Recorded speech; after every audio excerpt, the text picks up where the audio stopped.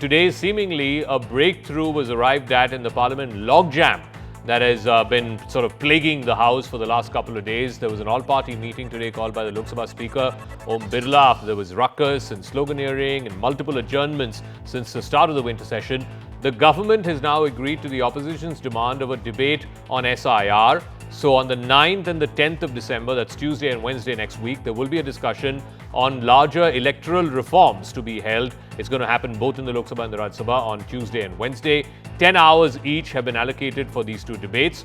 Law Minister Arjun Ram Meghwal will reply to the debate on the election reforms.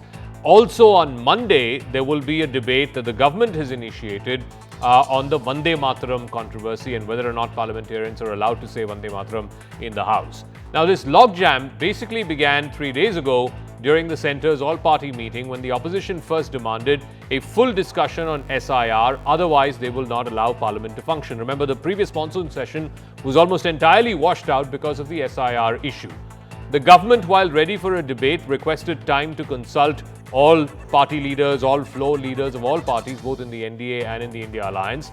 The very next day, which was the first day of the winter session, the opposition doubled down on its demand and sought an immediate discussion under Rule 267, which requires setting aside all other business and discussing matters of urgent importance. Now, the government reiterated that it's willing to have the debate. In fact, the minister, the Parliamentary Affairs Minister, Mr. Rijiju, even yesterday said on the floor of the House that we are willing to have a debate on electoral reforms, but the opposition cannot be dictating the timeline, when and how and where it should happen.